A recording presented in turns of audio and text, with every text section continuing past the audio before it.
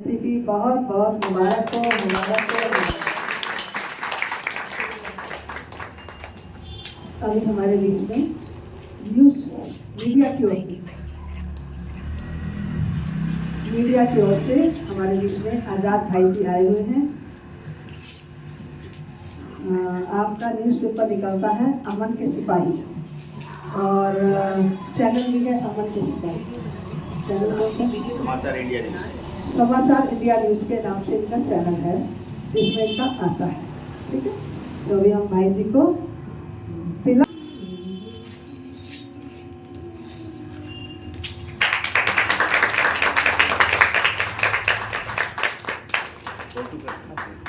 साथ साथ चलता है मेरे दोनों का। आपको हम सम्मानित करेंगे।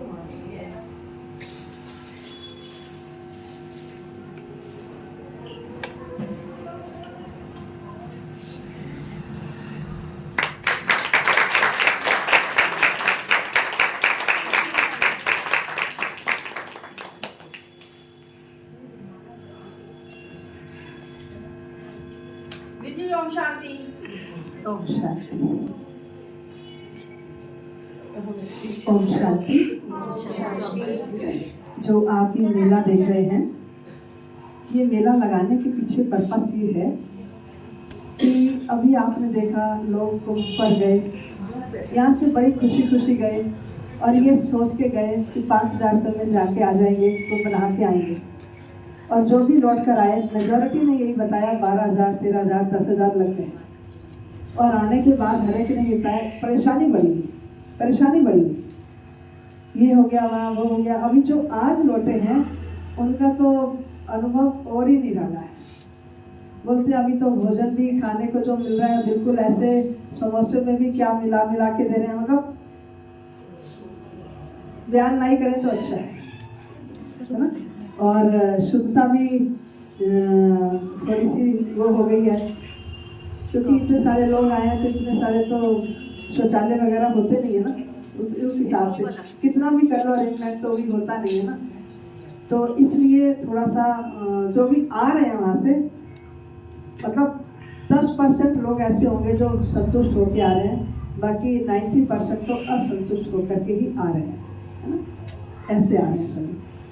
तो हमारे को भी सुनने में आता था कि आज कोई बहुत सारे भाई बहन हैं जो जाना चाहते हैं, कोई काशी विश्वनाथ, कोई भीमा शंकर, कोई रामेश्वरम, कोई नागेश्वरम, कोई कहीं मल्लिकार्जुन, कोई केदारनाथ, कोई विश्वनाथ, कोई अमरनाथ, कोई सोमनाथ जाना चाहते हैं लेकिन जा नहीं पाते। तो मन में एक आस रह ही जाती है, जा नहीं पाते ना। तो ऐसे में हमें एक संकल्प आया कि क्यों ना हम इन सब शिविर को हम यहाँ ही ले आए और यहाँ ही सब कारोबार संभालें, सब कारोबार होना चाहिए। तो इस तरह से ऐसे सोच करके हमने ये सारा मेला का सारा तैयारी करी। और पिछले साल से लेके अब तक करीब हम 12 मेले कर चुके हैं। पिछली फरवरी से इस फरवरी, पिछली फरवरी से या उससे पहले 2023 में पहला, तो 2023 में पहला मेला लगाया था और आज फरवरी 2025 में। इसमें अब तक करीब 13 मेले हो चुके हैं पूरी दिल्ली में हमारी तरफ से, है ना। बाकी और भी जैसे अभी यात्राएं हुई हैं, शिव जयंती पर यात्राएं हुई हैं, सभी यात्राओं में हमारे जो आपने स्टार्टिंग में देखा नंदीगण और शिवलिंग जो स्टार्टिंग में रखा हुआ है गेट की एंट्री पे, वो भी सभी यात्राओं में सैर करके आए हैं। तो अभी इन सब का अर्थ आपको नेहा बहन बताएंगी कि ये सब क्या कहते हैं। जैसे सोमनाथ है, तो सोमनाथ परमात्मा का नाम क्यों पड़ा? परमात्मा तो हम सभी को मान लेते हैं ना, मंदिर जाते हैं तो सबको भगवान मान लेते हैं, लेकिन गाते तो है ना सबका मालिक एक, पृथ्वी बटा हुआ संसार है, गाते तो ऐसे हैं। तो सबका मालिक एक है, तो वो एक कौन है, वो अभी तक क्लैरिटी नहीं थी। उस क्लैरिटी को भी देने के लिए कि सबका मालिक एक कौन है, वो स्वयं परमपिता परमात्मा शिव ही है। क्योंकि जिनकी भी हम पूजा करते हैं उन्होंने स्वयं भी शिव की आराधना की है। श्री राम की आप पूजा करते हैं ना, बहुत सारे आप में से करते होंगे। तो श्री राम ने जिस स्थान पर शिव की आराधना की, आज भी उस स्थान को रामेश्वरम के नाम से जाना जाता है। जाना जाता है ना, यानी वो स्थान किस नाम से जाना गया, वो मंदिर किस नाम से प्रसिद्ध हो गया, रामेश्वरम के नाम से। इसी तरह जब परमात्मा ने आकर हम आत्माओं को कांटों से फूल बनाया, अभी इस संसार में सभी लोग कैसे हो गए हैं, कांटे की तरह हो गए ना। कांटे इसलिए कहा गया, कांटा क्या करता है, फूल के साथ होता है, फूल को तोड़ लोगे तो पहले चुभ जाता है। ऐसे ही है इस संसार में जितने भी लोग अच्छा बनना चाहते हैं, तो उससे पहले कोई ना कोई उसे कांटे की तरह कुछ ना कुछ चुबा चुबा के उसे सत्य और अहिंसा के मार्ग पे चलने नहीं देते हैं। होता है ऐसे, आपने अनुभव किया ना ऐसे।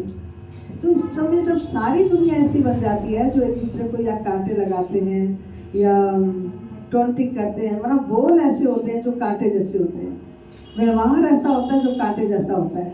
जब दुनिया के मेजॉरिटी लोगों का हाल ऐसे हो जाता है, तो ऐसे समय में परमात्मा आकर के हम आत्माओं को कांटे से फूल बनाते हैं, तब उसका नाम पड़ता है बबूलनाथ। परमात्मा आता कब है, कलयुग के अंत में आता है। 4 युग होते हैं, सब जानते हैं, सब जानते हैं 4 युग होते हैं, सतयुग, त्रेता, द्वापर, कलयुग, है ना, 4 युग होते हैं। और इन 4 युगों में से जब चौथा युग अपने अंतिम चरण में होता है, यानी कलयुग लास्ट स्टेज में होता है, तब परमपिता परमात्मा शिव इस धरती पर आते हैं। आकर के हम आत्माओं को ज्ञान देते हैं ब्रह्मा के तन द्वारा। इस संसार में उसे एक ही मनुष्य तन चाहिए जिसके द्वारा वो हमें ज्ञान दे, बहुत सारे नहीं चाहिए, क्योंकि वो निराकार है, ज्योति स्वरूप है। निराकार ज्योति स्वरूप है, उसकी पहचान आप देखो, हर शिवलिंग के ऊपर 3 लाइनें हैं, बीच में एक बिंदी है। हर शिवलिंग के ऊपर 3 लाइनें हैं और एक बिंदी है। बिंदी ही वास्तव में उसका वो रूप है। अगर उसके पास अपना शरीर होता तो शिवलिंग बनाने की आवश्यकता ही नहीं होती, और शिवलिंग बनाया भी तो फिर उसमें बिंदी नहीं लगाते, और अगर शिवलिंग बनाया हमने तो फिर उसकी शंकर जी पूजा नहीं करते। अगर वो दोनों एक होते, शंकर जी ने स्वयं भी शिव की आराधना शिवलिंग के रूप में की है, यानी उन्होंने भी इस बात को एक्सेप्ट किया है कि परमात्मा शिव है और उनसे ऊपर है। श्री राम ने भी एक्सेप्ट किया है। श्री कृष्ण ने भी जिस स्थान पर शिव की आराधना शिवलिंग के रूप में की है, आज भी उस स्थान को गोपेश्वरम के नाम से जाना जाता है। जाना जाता है ना। तो परमात्मा वास्तव में शिव ही है, ये हिंदू धर्म प्रूफ करता है। और मुस्लिम धर्म भी कहता है, क्योंकि उनके अनुसार जो उनका पवित्र स्थान है, चाहे उनकी किसी मस्जिद में चले जाओ, चाहे उनके मक्का में चले जाओ, संग अस्वद कहीं भी चले जाओ, मक्का में क्या है, जो स्थान पे वो हज करने जाते हैं वहाँ पे है जो पत्थर रखा हुआ है जिसको वो चूमते हैं, उस स्थान को कहते हैं संगे अस्वद। क्या कहते हैं? संगे अस्वद। और वो काला सा जो पत्थर है, उसकी शेप भी अगर आप देखेंगे तो कैसी है, जोत की तरह है, जोत की लो की तरह। और वो लोग भी कहते हैं नूरे इलाही। नूर माना प्रकाश, इलाही माना ईश्वर, अर्थात ईश्वर प्रकाश स्वरूप है। कैसा है? प्रकाश स्वरूप है। कृष्ण धर्म की ओर देखें तो उसने भी क्या कहा है, गॉड इज लाइट, परमात्मा लाइट है। अब लाइट कहो, प्रकाश कहो, ज्योति कहो या नूर कहो, कोई अंतर है कोई अंतर? इसी तरह अगर हम उनको देखें, सिख धर्म को, मुख्य धर्म यही ना, हिंदू मुस्लिम सिख ईसाई 4 धर्म ना, तो सिख धर्म में भी हर गुरुद्वारे के ऊपर एक चिन्ह लगा रखा है। क्या लगा रखा है? एक ओंकार लगा रखे ना। एक ओंकार का अर्थ क्या है? वो एक ही है, निराकार, जिसका अपना कोई साकार शरीर नहीं है। इसलिए वहाँ कोई गुरुद्वारे में मूर्ति नहीं है, मूर्ति नहीं है। उस एक ओंकार के बाद भी क्या बोलते हैं? सत्य नाम, उसका नाम ही सत्य है। कर्ता पुरख तरन करम हाल है, निरपौ जो भय से रहित है, निर्वैर जिसका कोई किसी से वैर विरोध नहीं है, अकाल मूर्त जिसे काल खा नहीं सकता। तो उन्होंने भी फिर क्या कहा कि जब भी ध्यान लगाते हो तो अपने मन की आंखों से ज्योति को देखो, अपने हृदय में ज्योति को देखो, यानी परमात्मा किसको माना उन्होंने भी? ज्योति को। ठीक है। आप में से बहुत सारे गए होंगे बंगला साहब, रकाबगंज, शीशगंज, वहाँ क्या है? एक गुरु ग्रंथ साहब है और एक ज्योति है, और तो कुछ नहीं। और जितने भी गुरु की फोटोज हैं उनके नीचे लिखा है गुरु नानक देव जी, गुरु अमरदास जी, गुरु रामदास जी, गुरु तेग बहादुर जी, उनके नीचे परमात्मा नहीं लिखा है। क्या लिखा है? गुरु। गुरु अर्थात मार्गदर्शक। भगवान ने कहा उन्होंने ना, ठीक है। तो भगवान किसको कहा उन्होंने? ज्योति स्वरूप को कहा है ना। उन्होंने वाहेगुरु कहा, हिंदुओं ने शिव कहा, मुस्लिम से अल्लाह कहा, क्रिश्चियंस ने गॉड कहा और फॉरेन कंट्रीज वालों ने गॉड फादर कहा।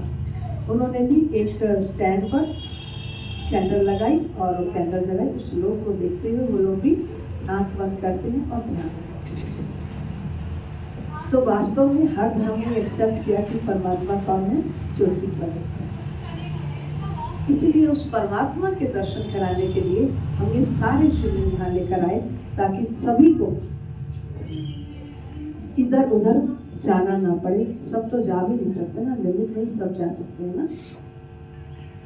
इधर उधर ना जाना पड़े दर्शनों के लिए।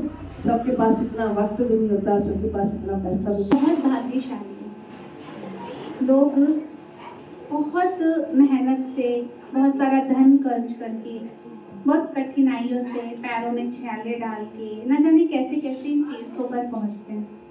और आप क्यों हो भाग्यशाली, आपको पता है? क्योंकि हमें सारे तीर्थ यहीं पे हो गए। इसीलिए क्या कहते हैं, सारे तीर्थ धाम आपके चरणों में, हे गुरुदेव प्रणाम आपके चरणों में। तो यहाँ कौन से चरण कौन से हैं? सब होशियार बच्चे हैं, बहुत बार मैंने चरणों का वर्णन किया है। चरण कौन से हैं? चरण बताओ भाई, नहीं पता, भूल गए। पहला चरण त्याग, दूसरा चरण तपस्या। यहाँ रोज क्या करते हो? त्याग किसका करते हो? विकारों का। तपस्या किस चीज की करते हो? साधना करते हो ना। तपस्या करना, साधना करना। तो यहाँ गुरु के दो ही चरण हैं। दुनिया ने ये स्थूल चरण दिखाए। चरण का मतलब होता है स्टेजेस। स्टेज, फर्स्ट स्टेज, पहला चरण त्याग के बिना कभी भाग्य नहीं बनता। दूसरा चरण तपस्या। जिसने ये दोनों कर लिए, उसे कहीं कुछ मांगने की जरूरत है? किसी तीर्थ जाने की जरूरत है? कहीं स्नान करने की जरूरत है? किसी पीर गोसाई किसी के पास जाने की जरूरत है? कहीं भी जाओगे वो भी तो यही सिखाता है कि आपको ये चीज छोड़नी पड़ेगी। हम कहते हैं थोड़ा दूसरा ऑप्शन बताओ, ये कठिन है। दूसरा चरण वो कहते तपस्या कर लो, वो आजकल होती नहीं। तो ये दोनों चरणों से हम वंचित हो जाते हैं। और पूजा किस लिए करते हैं? हे प्रभु तेरे चरणों का दास बन जाओ। पहले चरण को समझने पड़ेंगे। तो स्वयं परम पिता परमात्मा इस धरा पर आकर ये दो चीजें हमसे कराता है।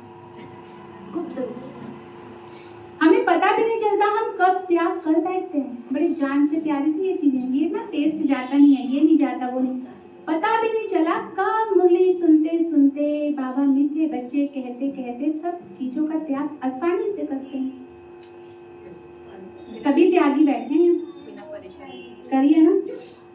किस किस ने क्या क्या त्याग करा? मैंने क्रोध, हाँ बोलो बोलो बोलो, किस किस ने क्या क्या त्याग करा?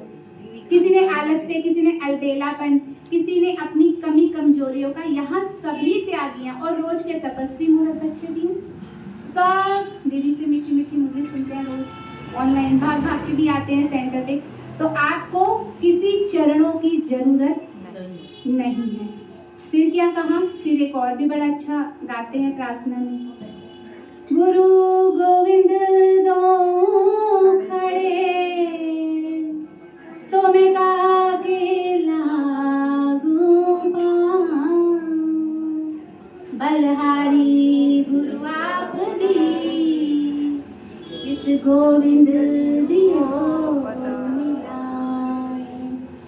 गोविंद से मिलने का सहज रास्ता है, वो क्या कहता है वो सुनो। तीर्थ जाओ एक पल ना जाओ, लेकिन अपने मन को तीर्थ बनाओ। इस मन में कचरा निकाल दो, इस मन में छल कपट निकाल दो, ईर्ष्या द्वेष घृणा निकाल दो, कल ये जितने भी शिवलिंग समझाए इन सब का कर्तव्य है। गणेश्वर क्या कहता है? अच्छे घृणा निकालो। महाकालेश्वर क्या कहता है?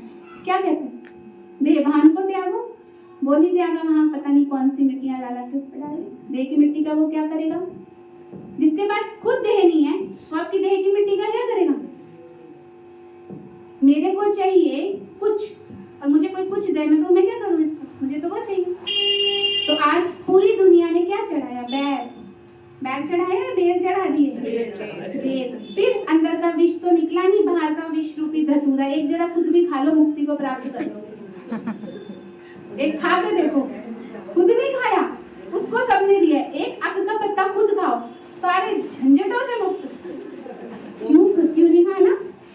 क्योंकि हम इतने सक्षम नहीं हैं। और वो पूरे संसार का विष पीने के लिए तैयार है। आज एक दिन पिलाओ तो सही, दो तो सही, वो तो तैयार बैठा है, वो तो आपके द्वार पे आ गया, स्वयं इस पतित धरा पर आ गया। बच्चे तो झोली फैला के वो अरदासें करते हैं ना, अभी कीर्तन में हमारे यहाँ तो नहीं होती, यहाँ जो कीर्तन हुआ बहुत अलग था, है ना? दे दे दे दे झोलियां ले लेके। परमात्मा भी कह रहे डाल दो, बहुत बड़ी झोली है मेरी, दे दो। कौन कौन देगा आज? ऑनेस्टली दिया है बाबा के बच्चों ने। आज सबने जल दिया है, मेरे घर पे ही है शिवलिंग, सबने दिया है। लेकिन हमने अच्छे वाले फ्रूट्स रखे हैं, बैर नहीं रखा, क्योंकि हमने अपने अंदर का बैर दे दिया। हमने अपने अंदर के विष निकाल दिए हैं, दे दिए हैं। और क्या होता है? और क्या देना था? भांग का दूरा। आज दुनिया को भांग पिला रहे हैं, हमने कौन सी भांग पी हुई है? रूहानी नशे की भांग, जिसमें हम मस्त झूमते हैं। अभी गीत लगेगा ना, सारे डांस करेंगे बढ़िया वाला। तो सब पूरा हुआ। ये अलग से अलग समझाना इसलिए आज पड़ रहा है क्योंकि हम बहुत भटकते हैं। हमें लगता है यहाँ जाऊं, यहाँ मिले, वहां जाऊं। एक को पकड़ लो, सब मिल जाएगा। इसीलिए फिर कहा कि एक नाव में जो चढ़ेगा वो पार होगा, दो वाला डूबेगा। यहाँ तो पता नहीं 5-6 पे टांगे होती हैं। तो मुझे नहीं लगता, मैं अपनी वाणी को विराम दे देती हूँ इतनी बात में ही। अगर कहते हैं ना, समझने वाले को इशारा ही काफी है। और यहाँ सब इशारे वाले बैठे हैं, यहाँ कोई वो बड़ी वो वाली चीजें नहीं है यहाँ पर, है ना? यहाँ इतने में ही इतना। तो समझ आया सबको? चलो, ओम शांति। एक बूंद जल होता है, एक बूंद जल निकलता है, वो क्यों? और बता दो दीदी, हमें पता चल जाए। उनको ठंडक पहुंचाने के लिए कि वो ठंडक में रहे। ठंडक में रहे। देखो बहुत अच्छी बात है। हम ये समझते हैं कि वो ठंडक में रहे, यानी वो बहुत गुस्से वाले हैं। सारा जग, यानी हमारा जितना बीपी हाई, हमारे लोगों का जितना रहता है, उनका बीपी हाई उससे भी ज्यादा हाई रहता है ना? सारे जग को ठंडा रखे। हाँ, तो शंकर जी को तो हमेशा तपस्या में लीन दिखाते हैं ना। तो जो तपस्या में रहता है ना, तो उसका दिमाग तो इतना ठंडा हो जाता है जैसे चांद। इसलिए उनके ऊपर जटाओं में चांद दिखाया है। तो अभी लोटा क्यों से जल क्यों निकलता है वो आप बताएं।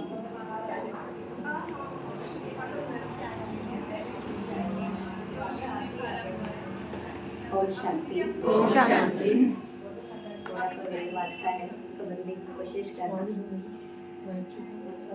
देखो, अभी तक हम सब जल, लोटा, दूध, इन सब चीजों के बारे में सुनते आए हैं। सुनते ही नहीं, सब करते आए।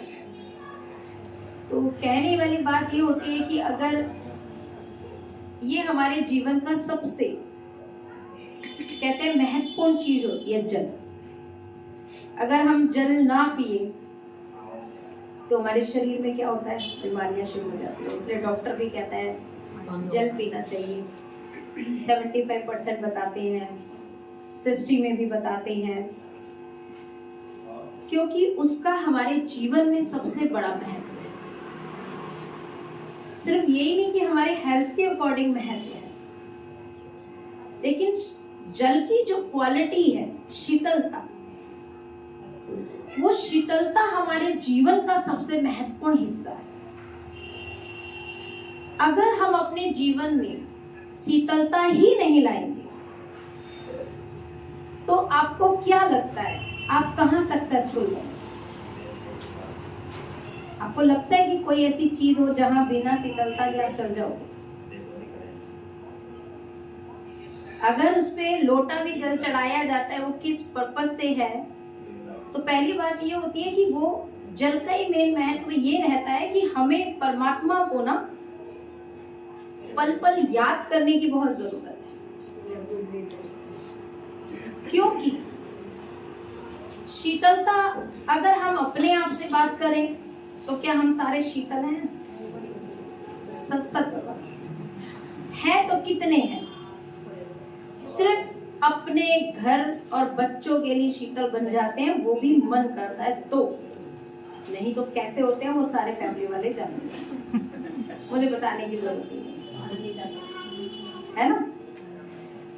और ये चीज जो हम अपने माइंड में लेके चलते हैं कि नहीं, आज के टाइम में प्यार से, चीज से काम नहीं चल पाता, क्या आपको ऐसा लगता है? ना, ये साइकोलॉजी माइंड हमने बनाया है कि बिना प्यार के ना कोई सुनता नहीं, डांट के ही सुनना पड़ता है, एम्प्लॉय से काम ऐसे कराना पड़ता है, चीजें ऐसी करानी पड़ती है। लेकिन ये सबसे बड़ा गलत है। ये जिस दिन से हमने अपने दिमाग में बैठाया था ना, उस दिन से हमारी जिंदगी में ऐसा बदलाव आया कि किसी का घर भी ठीक नहीं है, किसी का बिजनेस ठीक नहीं है। अगर हम उस चीज को प्यार से चलाएं, चीज से चलाएं, तो क्या घर जो हम बाबा का बच्चा बन के अपने जीवन में ज्ञान, योग, धारणा, हाँ, बाबा हमें सबसे इम्पोर्टेंट क्या सिखाता है? वो कहते हैं बाकी चीज छोड़ो, लेकिन सबसे इम्पोर्टेंट तुम शांत हो। और जान की दादी जी हमेशा ये कहती थी कि पहले खुद कर लो। ये भी बहुत बड़ी सेवा है। दूसरों से शांत होना बड़ी बात नहीं है, पहले अपने को शांत रखना सीखो। क्या आप हर किसी से खुश हो या हमेशा कमियां निकालते रहते हो, या आपका नजरिया ऐसा रहता है? और दीदी घर में सबसे पहले सारे लोग ये कहते हैं शांति का साथ हो, शांति, क्योंकि वो बहुत इंपॉर्टेंट चीज है। तो भगवान ने वो शीतलता हमें बोली थी, और उस शीतलता का मेन पैदाइश करने के लिए ये बोला था कि पल पल मुझे याद करो, क्योंकि आपके पास इतनी कंट्रोलिंग पावर ही नहीं बची है कि मैं अपने को शांत कैसे करूं।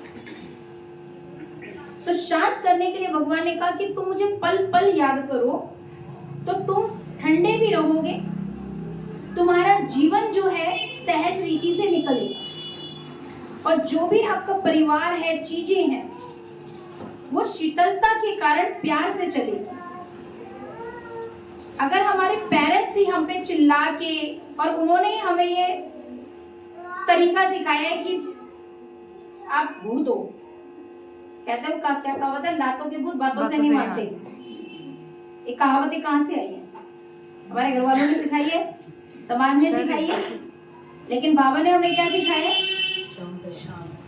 कि आप आत्माओं को बाबा की शक्ति लेकर के शांति का ऐसे वाइब्रेशन दो कि वो सामने वाली आत्मा भी बदल जाए।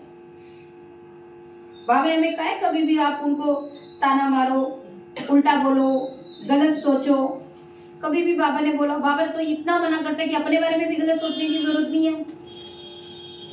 बाबा तो इतना स्ट्रिक्टली कहता है, आप मुरलियां सुनते हो, चीजें करो। बाबा ने आज तक कभी बोला संडे की मुरली कितनी स्ट्रिक्ट आती है? दीदी सबसे पहले तो बच्चे, बाबा ये कहते हैं मीठे बच्चे, तो वही चीज है।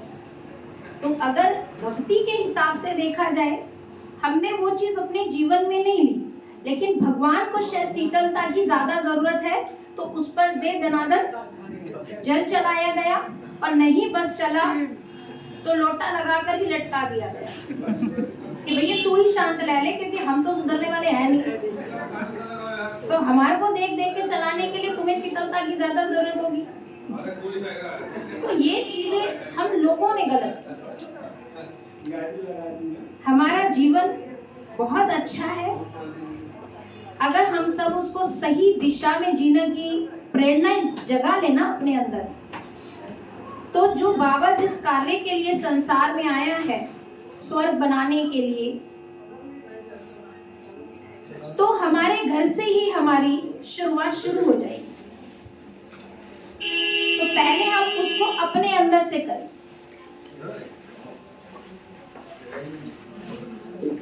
तो इसीलिए कोशिश करें आप सब कि सबसे पहले खुद को शीतल रखना सीखें। और उसकी इम्पोर्टेंट इसलिए है क्योंकि आपको भी जल के कुछ नहीं मिल रहा। आपके वाइब्रेशन जलन वाले ऐसे होंगे कि आप कितनी भी कोशिश कर लेना प्यार दिखाने की, लेकिन वो जलन छिपी नहीं रहेगी। और दीदी बीमारियां अलग लगेंगी, बीमारियां अलग लगेगी, मेंटली डिस्टर्ब रहोगे, लोग आपसे डिस्टर्ब रहेंगे। तो आपको अगर अपना घर अच्छा करना है, परिवार अच्छा करना है, और सबसे इम्पोर्टेंट अपने आप को अच्छा करना है, तो हमें इन चीजों पर महत्व देना पड़ेगा। तो आज शिवरात्रि पर सबसे ज्यादा जल की ही इम्पोर्टेंस सबसे ज्यादा होती है। तो आप सब आज भगवान के ऊपर इसी जल की प्रेरणा से ही करें कि कुछ भी हो जाए, लेकिन मैं अपने आप को शांत रखूंगी और शीतल रखूंगी। और मेरी भावना भी हर किसी के प्रति ऐसी ही रहेगी कि सामने वाली आत्मा भी शांत रहे और शीतल रहे। तो जिसकी शुरुआत पहले तो आप ठंडे होंगे, परिवार ठंडा होगा, और जिस महत्वपूर्ण कार्य के लिए बाबा को अवतरण लेना पड़ा, इस धरती पर आना पड़ा कि मेरे बच्चों के अंदर जो ये विकारों की चीजों की आग लगी हुई है, हमें उससे भी जल्दी ठंडक मिल जाए। सही है या नहीं? सही है, सही है दीदी। ठीक है, मैं इतने में ही करती हूँ। बाबा जो हम लोगों के लिए किया है, तो करते हैं, वो हमें उनको ताहे दिल से मानना चाहिए। और भांग धतूर तो लोगों का वही है कि भांग धतूर खिला रहे हैं। भांग धतूर खिलाने से बाबा का हमारे अंदर की जो आत्मा है वो खत्म करते हैं, इसलिए हम भांग धतूर चढ़ाते हैं।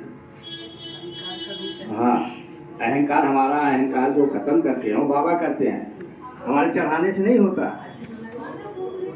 कि परमात्मा जो करता है हमारे लिए परमात्मा आज तक बुरा नहीं सोचा कभी भी, क्योंकि अपने बच्चों के लिए कोई बुरा नहीं सोचता। तो हम उनके बच्चे हैं। बच्चे कोई भी गलत करें, कुछ भी करें, माँ बाप उनके लिए बुरा नहीं सोचता।